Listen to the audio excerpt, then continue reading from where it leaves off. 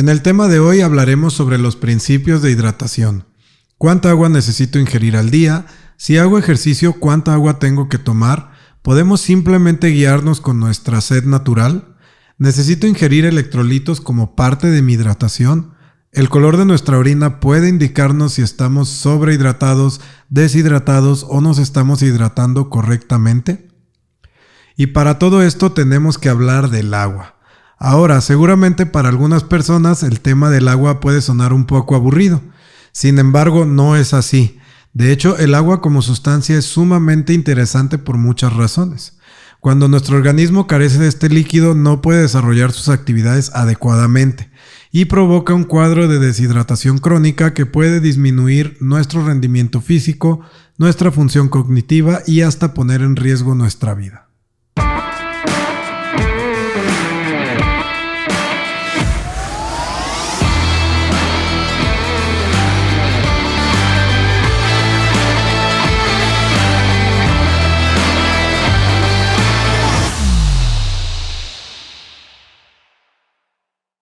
Bienvenido a la Clínica del Atleta, un podcast en donde hablaremos sobre la ciencia de la nutrición deportiva, una rama especializada de la nutrición aplicada a las personas que practican deporte en diferentes intensidades y que apoya directamente a la medicina del deporte, cubriendo todas las etapas del atleta, incluyendo el entrenamiento, la competición, la recuperación, el descanso, las lesiones deportivas y muchas cosas más.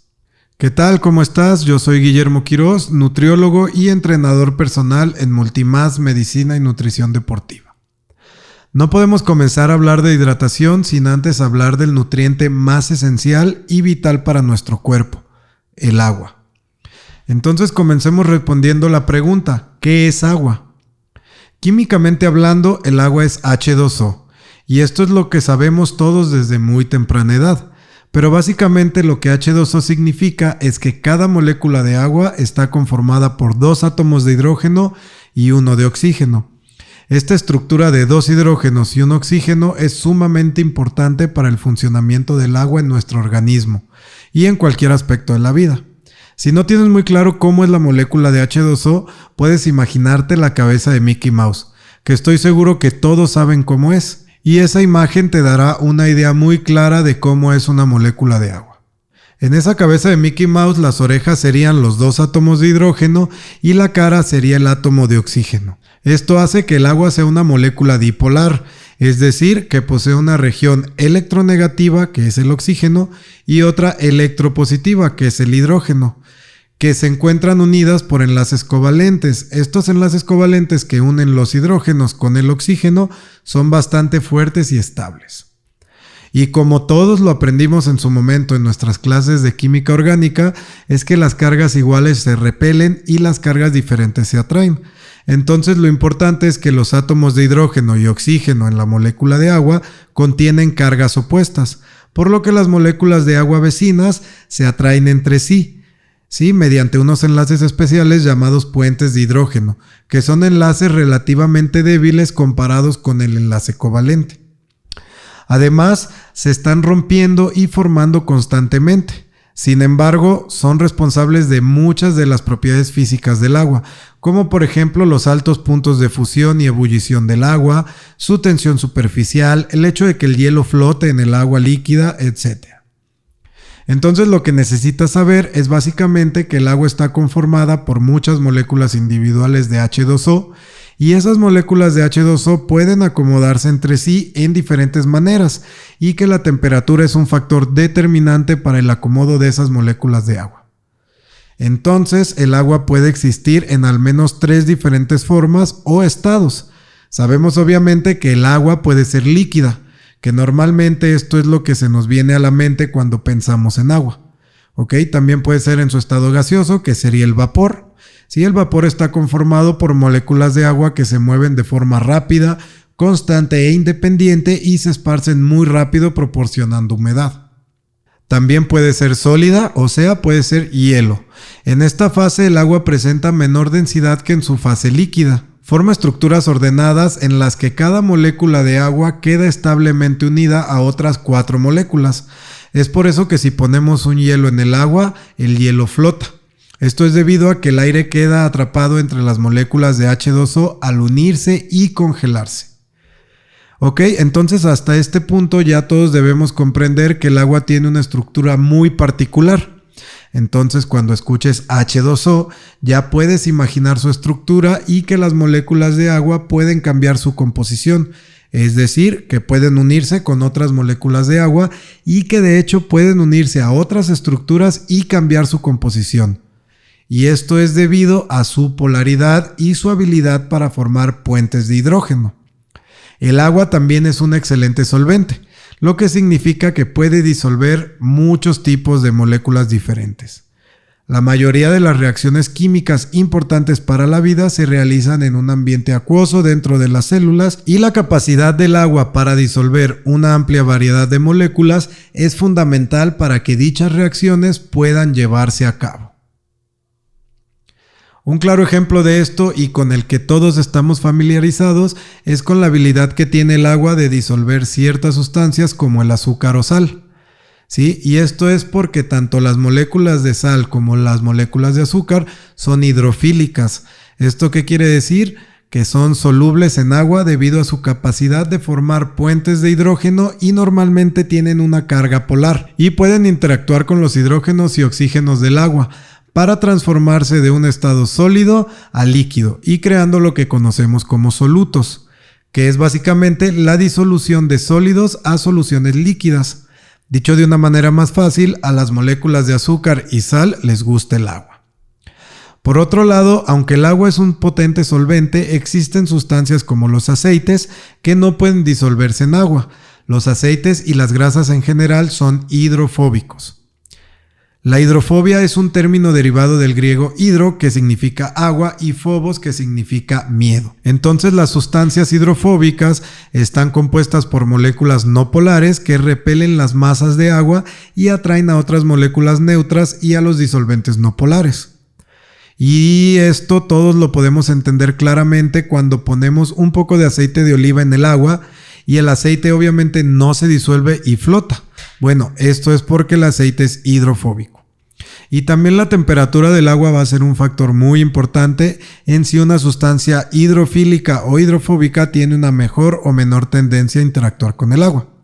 Esto lo puedes identificar directamente si alguna vez has intentado mezclar una cucharada de azúcar o de alguna bebida soluble en un vaso con agua fría. Si lo has hecho, seguramente has notado que los granos de azúcar no se disuelven tan rápido, a diferencia de cuando pones esa cucharada de azúcar en agua caliente. Y esto es debido a que la temperatura del agua cambia la solubilidad de las moléculas de azúcar y su capacidad de interactuar con las moléculas de agua. Ok, entonces ya hablamos un poco sobre el agua y sus propiedades físicas y químicas. Sabemos que el agua es un nutriente esencial para la vida y el componente más abundante del cuerpo humano, participando de alguna manera en prácticamente todos los procesos fisiológicos. Por otro lado, se dice que el agua representa aproximadamente del 50 al 70% del peso corporal. Esta cantidad de agua va a depender de muchos factores que son variables, tales como la edad, el sexo, la masa muscular, temperatura, alimentación, medicación, etc. También el agua total va disminuyendo con la edad. Se dice que en los primeros meses de vida somos el 75% de agua hasta un 55% en adultos mayores, por lo que normalmente se maneja una media del 60% para los adultos. Además, las partes del organismo tienen porcentajes de agua muy distintos que también cambian con la edad, debido a que tienen mayor tamaño corporal y masa magra, que tiene un mayor contenido de agua que las grasas. Los hombres solemos tener un mayor porcentaje de agua que las mujeres. También es importante saber que la distribución del agua se da en dos compartimientos. Uno es el agua intracelular, que es dentro de las células, y el otro es el agua extracelular, que está repartida en los vasos sanguíneos, que es la intravascular, y los espacios entre células y órganos, que es la intersticial. En los adultos, aproximadamente las 2/3 partes del agua corporal total corresponden al agua intracelular. En el episodio pasado, donde hablamos de conceptos básicos de nutrición, mencionamos algunas de las funciones del agua. Entonces, haciendo un pequeño recordatorio, el agua tiene un papel fundamental en la excreción de desechos, la regulación del volumen y presión sanguínea, el transporte de oxígeno y nutrientes y la transferencia de calor. ¿Ok? Ahora, ¿por qué debemos de estar bien hidratados? Bueno, la hidratación nos va a ayudar básicamente a la función cardiovascular, la regulación de temperatura y el rendimiento físico. Entre otras cosas, ¿no? Pero ahorita solo estamos mencionando estas tres, ya que estamos hablando de principios de hidratación y está enfocada a la práctica deportiva y el ejercicio físico, aunque también tocamos la parte de la salud. Por otro lado, la deshidratación es la pérdida excesiva de agua y otras sustancias necesarias para el funcionamiento normal del organismo. Una deshidratación afecta la habilidad del cuerpo para remover el calor, provocando un aumento en la tensión cardiovascular, aumento del uso del glucógeno, alteraciones en las funciones metabólicas y del sistema nervioso central, una disminución de absorción de líquidos y obviamente riesgos de complicaciones por calor. Ahora, existen muchísimos estudios que señalan que cuando estamos deshidratados, nuestro cerebro no funciona de la forma correcta y nuestro cuerpo tampoco. Lo que se demuestra en estos estudios es que incluso un ligero estado de deshidratación, inclusive de un 2%, puede generar un impacto significativamente importante en nuestra capacidad cognitiva y de resistencia o rendimiento físico. Por el lado de la capacidad cognitiva, la cognición es la facultad humana para procesar información a partir de lo percibido y modificarla según la propia experiencia y otros aspectos subjetivos. Se ha intentado agrupar a la cognición en dos aspectos, que son el rendimiento cognitivo y estado de ánimo. En el rendimiento cognitivo se incluyen fundamentalmente la atención, la memoria, el aprendizaje y las funciones ejecutivas. En el estado de ánimo se incluye la actitud emocional, que a su vez incluye la felicidad o el equilibrio emocional. Entonces, con esta ligera deshidratación del 2%, nuestro rendimiento cognitivo, incluida la memoria, el enfoque, el pensamiento creativo, el pensamiento flexible de diferentes tipos, se ve significativamente afectado cuando estamos en estados de deshidratación. ¿Qué es lo que pasa con el alcohol? Cuando bebemos alcohol se produce una deshidratación y si esa noche bebimos de manera excesiva, la deshidratación puede o no superar el 2%, ocasionando lagunas mentales, que es ahí donde entra la famosa frase en la cruda, ¿no? Si no recuerdo lo que pasó, es que me la pasé muy bien. Y tal vez sí, la pasaste muy bien, pero también la pasaste muy deshidratado también. Y tal vez dirás, sí, pero el alcohol también es líquido y aparte estaba tomando el alcohol combinado con algún refresco, agua mineral, etc. Y sí, tienes razón, es líquido, pero su efecto no es el mismo. El alcohol inhibe la liberación de vasopresina, que es mejor conocida como la hormona antidiurética, una hormona que es producida por el cerebro y que envía señales a los riñones para que retengan líquido y controlen la cantidad de agua y sal en el cuerpo. Así que como consecuencia, el alcohol aumenta la frecuencia para orinar y la pérdida excesiva de líquidos. Entonces ahora ya sabes, si después de un día de fiesta te levantas y no recuerdas todo lo que pasó, eso no es señal de que te la pasaste muy bien. O bueno, tal vez sí, pero eso es más bien una señal de que estás deshidratado. Por otro lado, por parte del rendimiento físico, esto quiere decir que podemos realizar menos trabajo durante menos tiempo, cuando estemos aunque sea ligeramente deshidratados. Asimismo, nuestra fuerza se va a ver mermada o reducida. Ahora bien, de esto surgen algunas preguntas que quizás sean las más frecuentes cuando hablamos de agua, como cuánta agua necesitamos tomar al día, podemos simplemente guiarnos con nuestra sed natural o necesito un plan de hidratación, y por último, el color de nuestra orina puede indicarnos si estamos sobrehidratados, deshidratados o nos estamos hidratando correctamente. Pero antes de esto, definamos qué es la hidratación. La hidratación es un proceso que inicia con el consumo de líquido, seguido de la absorción de este líquido a través de los intestinos. Después la distribución del líquido a través del cuerpo, incluyendo la sangre y las células. Y finalmente la retención o excreción del líquido por los riñones. Es importante mencionar que cuando hablamos de hidratarnos, todas las bebidas suman para la hidratación. Cuando hablamos de líquidos no solamente es agua, sino que son todas las bebidas que tú ingieras durante el día. Pero eso sí, el agua debe de ser la que cubra la mayor parte de estas necesidades diarias de líquido. Por ejemplo, puede haber momentos en los que puedas meter alguna bebida deportiva específica durante el ejercicio cuando ya estás buscando una ventaja porque existe una meta específica de rendimiento. O también, por ejemplo, a los que nos gusta el café, podemos meter una buena taza de café previa a nuestra sesión de entrenamiento y también contaría como parte de nuestra ingesta diaria de líquidos. Ahora bien, ¿cuánta agua necesitamos tomar al día? Y esta parte de la hidratación va a depender de varios factores, ¿sí? Si haces ejercicio y a qué intensidad lo haces, la humedad, la temperatura ambiente, refiriéndonos a si estás en una zona donde hace mucho calor o mucho frío, el ambiente y peso corporal. Pero comencemos por explicar cuánta agua debo consumir en reposo. Y con reposo me refiero a cuando no estás haciendo ningún tipo de ejercicio físico. Existen varias recomendaciones para este punto. La más conocida es tomar un mínimo de 8 vasos de agua al día o tomar entre 1.5 a 2 litros de agua al día. Por otro lado, investigando para este episodio, encontré una recomendación que daba el Dr. Andrew Huberman, que es un científico y profesor de neurobiología y oftalmología de la Universidad de Stanford, y que realmente me pareció muy interesante. Esta recomendación es tomar por cada hora que estás despierto durante las primeras 10 horas de tu día la cantidad de 240 mililitros de agua, lo que nos daría un total de 2.4 litros. Esto debido a que los requerimientos hídricos, incluso en reposo, son muy diferentes en el momento que te despiertas hasta cerca de 10 horas más tarde en comparación con las últimas horas de la tarde y de la noche, independientemente, claro, de las necesidades hídricas para el ejercicio físico. Y esta recomendación me parece más razonable que el tomar de 6 a 8 vasos de agua al día, que equivalen de 1.5 a 2 litros de agua, y también se apega más a lo que yo siempre suelo recomendar en mis consultas a mis pacientes. La recomendación que yo doy es tomar 35 mililitros por cada kilo de peso.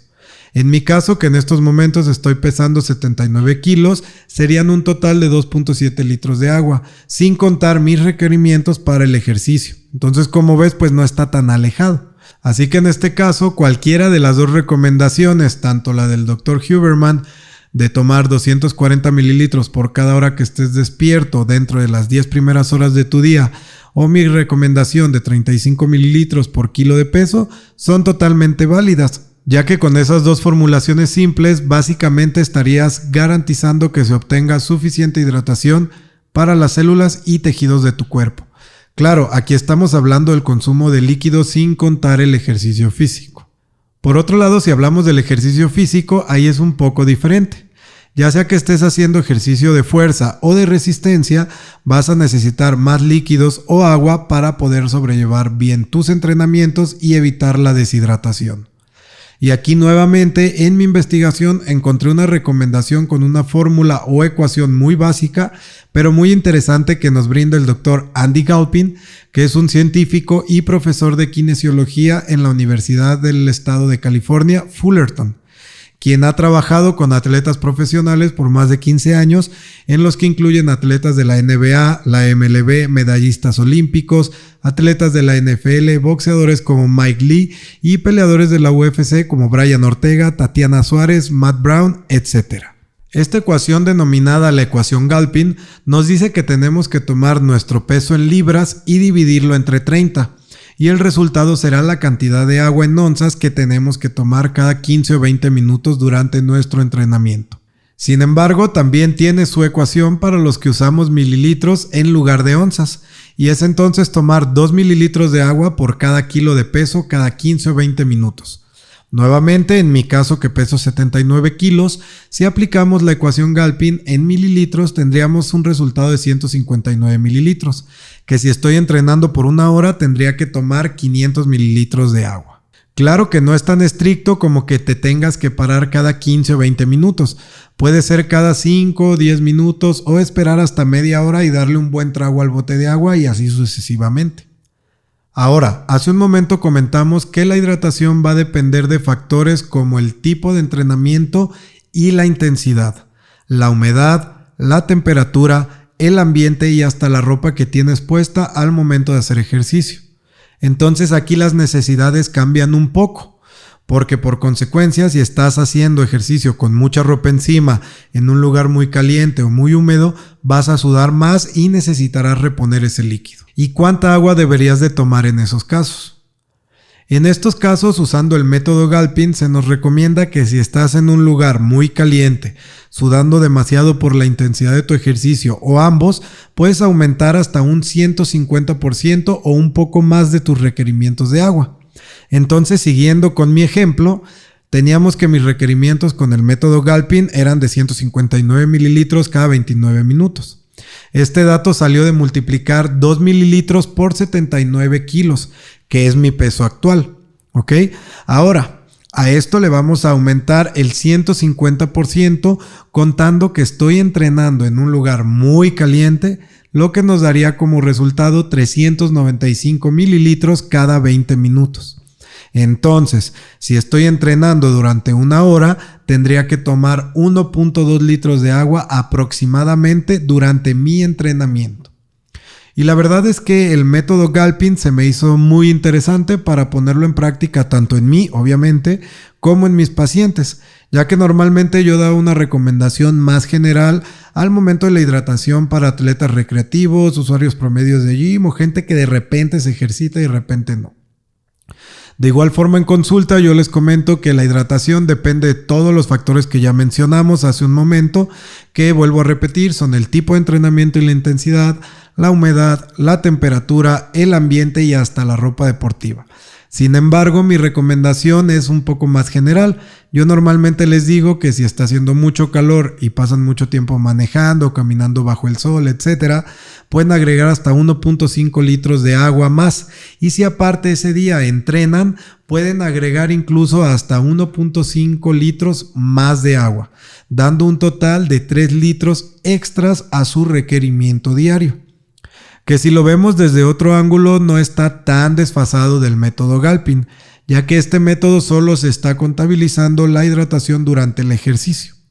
Pero bueno, hay que actualizarse todos los días y siempre es bueno aprender cosas nuevas, ¿no? También otra forma muy fácil y básica de medir las necesidades de líquidos durante el ejercicio, y que es una de las formas que yo también he llegado a utilizar en varias ocasiones para evaluar la hidratación, es pesarse antes y después del ejercicio y no perder más del 2% de peso.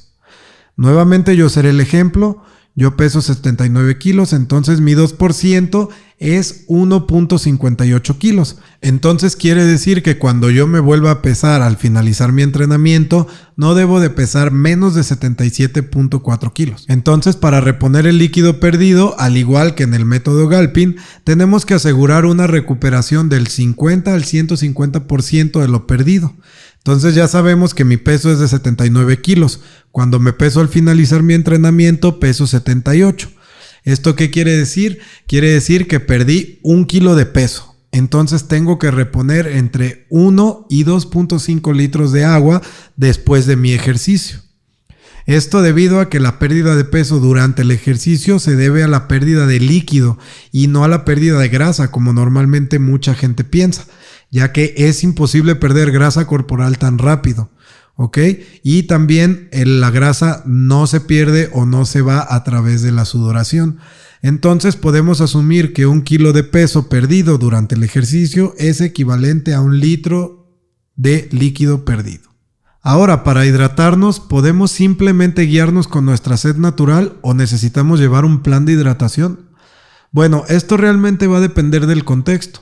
Si hablamos de una persona que no practica ningún deporte o que no hace ejercicio físico, recuerden que el deporte y el ejercicio físico no son lo mismo y tampoco son sinónimos. Si no tienen muy claro este concepto, pueden escuchar el primer episodio del podcast donde cubrimos las diferencias entre actividad física, ejercicio, deporte y juego recreativo. Pero bueno, como te decía, si no se practica ningún deporte o ejercicio físico, entonces sí puede ser posible hidratarnos conforme a nuestra sed natural.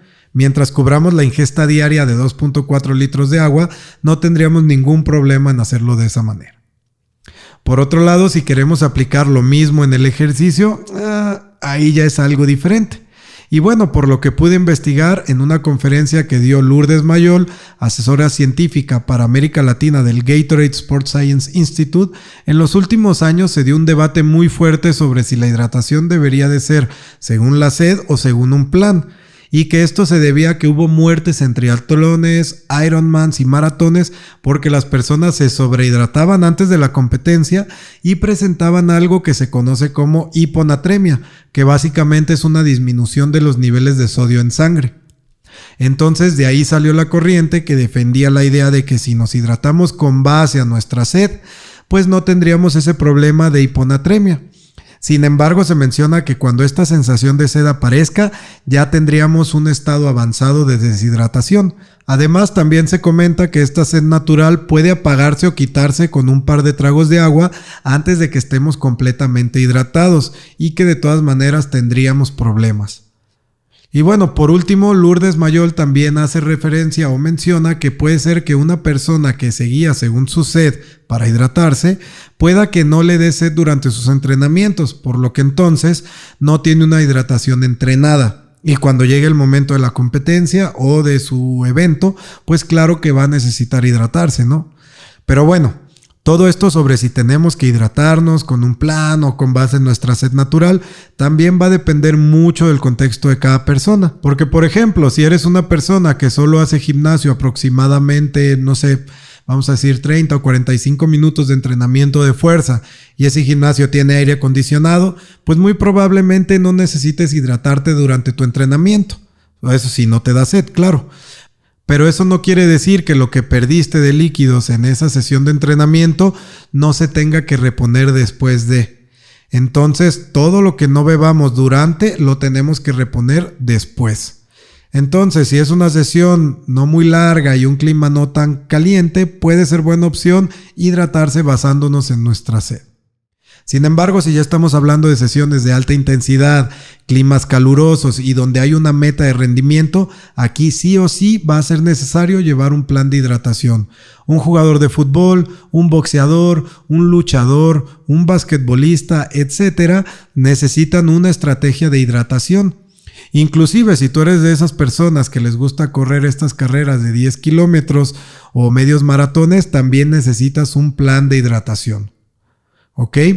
Adicionalmente a esto, también es muy importante conocer si además de la hidratación con agua, necesitamos electrolitos, carbohidratos, etcétera, durante o después del ejercicio. Y esto es debido a que cuando sudamos no solo perdemos agua, sino que también perdemos diferentes electrolitos, que a manera de recordatorio, estos electrolitos son iones que en soluciones transportan cargas eléctricas que tienen funciones muy relevantes dentro del organismo y también algunos de ellos, como el sodio y el potasio, tienen un rol muy importante en la hidratación. Principalmente cuando sudamos perdemos 4 principales electrolitos que son sodio, potasio, calcio y magnesio, siendo el sodio el electrolito que más perdemos cuando sudamos y el que mayor rango de variabilidad tiene entre cada persona. Yo creo que en más de una ocasión has visto a alguna persona que cuando suda deja su playera toda manchada de blanco, ¿verdad? Bueno, pues eso quiere decir que esa persona tiene una pérdida de sodio más grande en su sudor y es lo que se llamaría o se conoce como un sudador salado. El potasio es el segundo electrolito que se pierde, pero realmente es una pérdida mucho menor que la del sodio, seguido del calcio y por último el magnesio. Que estos últimos dos, las pérdidas por sudor son muy pequeñas.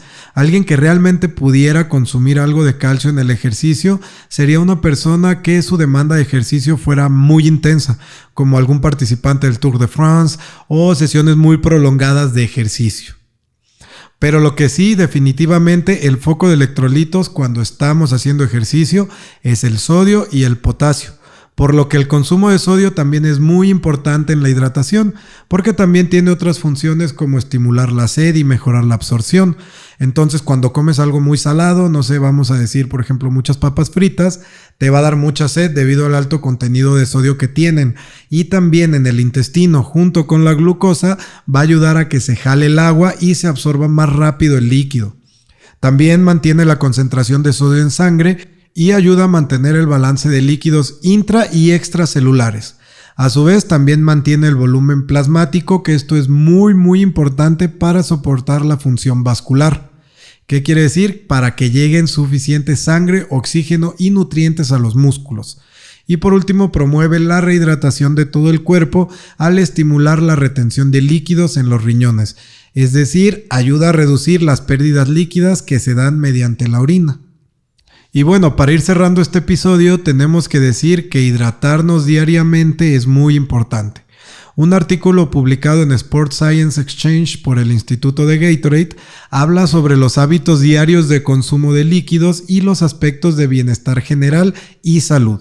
Este artículo se publicó en agosto del 2022 y señala que debemos de evitar tener una hipohidratación mayor al 1 o 2% a lo largo del día. Sí, esto puede reflejar disminuciones en el estado de ánimo, disminución de la cognición, aumento del riesgo de dolores de cabeza o migrañas y hasta estreñimiento. También se menciona que la deshidratación crónica es el principal factor de riesgo de la formación de cálculos renales, que son mejor conocidos como piedras en los riñones, y también de las infecciones urinarias. Entonces, ¿cómo saber si tenemos una buena hidratación a lo largo del día? Pues bueno, la primera opción podría ser ir al baño más o menos entre 5 y 7 veces al día. También hay una escala que va del 1 al 8 para medir el color que la orina debe de tener dependiendo el nivel de hidratación.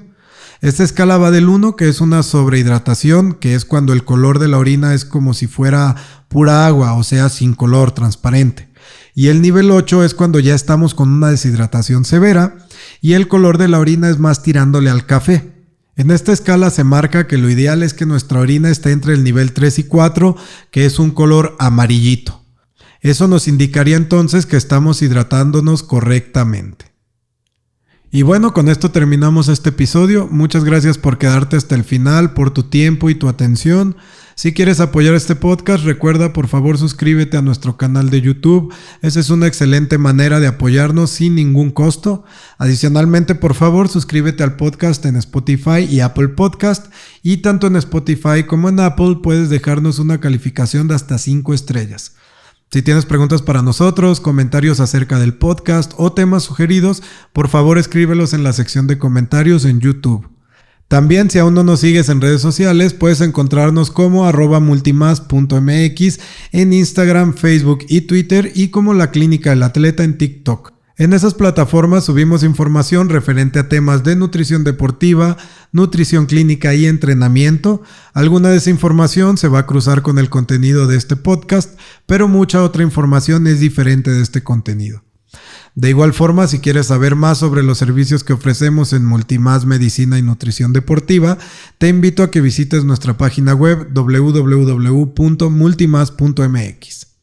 Una vez más, quiero agradecerte por tu tiempo y atención y sobre todo por tu interés en la información basada en ciencia y en temas relacionados con la nutrición tanto deportiva como clínica, el entrenamiento y la salud en general. Y recuerda, si tienes un cuerpo, eres un atleta. Hasta la próxima.